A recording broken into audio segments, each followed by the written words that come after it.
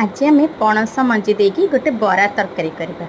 से मु पणस मंजी नहीं ताको भल कि चोपा छड़े फाड़ करके काटिदेली ता देहरे ताको गोटे ग्राइंडर जार देली से अदा रसुण कंचा लंका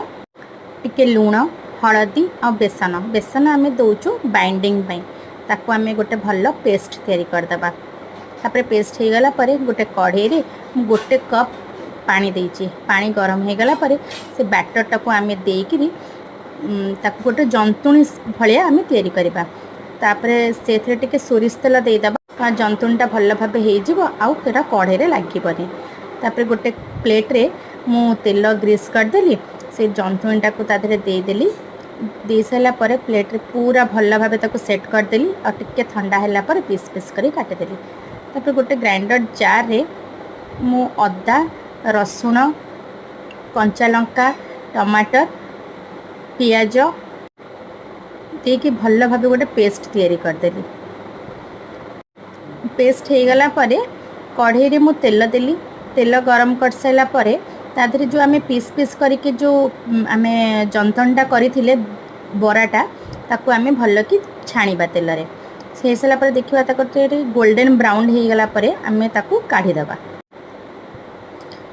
तापरे सेम तेल रे मुझे आलू को फ्राए करदेली मो पाखे यहाँ सीजा आलू थिला तो सीजा आलू को मुझे फ्राए कले तार कलरटा भी भल देखा जाए और टेस्ट भी भल आसे तापरे मु कढ़ई रे तेल देकी पियाज देली और जो मसला आम बाटिकी रखी से मसला देदेले स्वाद अनुसार लुण हलदी काश्मीरी लाल मिर्च टिके कस्तूरी मेथी देकी मु भल भाव ताको कषिदेली से भल कि कषि हो गला तादेहरे मु पानी देदेली मु गरम पानी सदाबले दबाकू प्रिफर करे कारण कंचा पानी आम देले से प्रोसेसटा कुकिंग प्रोसेसटा माने बंद हो जाए से आप सदा चेष्टा करेंगे गरम पानी देवाई तापर पानीटा फुटीगला से जो बरा आम छाणिक रखी ताको आम देकी गरम मसला और धनिया पत्र पकईकरी रेडी हो गला आमर पणस मंजी बरा तरकारी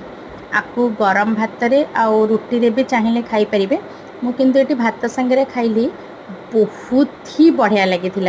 आपन थरे ट्राई करेंगे निहाती मते कहिबे केमिति हेची आ मो चैनल को प्लीज लाइक शेयर और सब्सक्राइब कर देबे।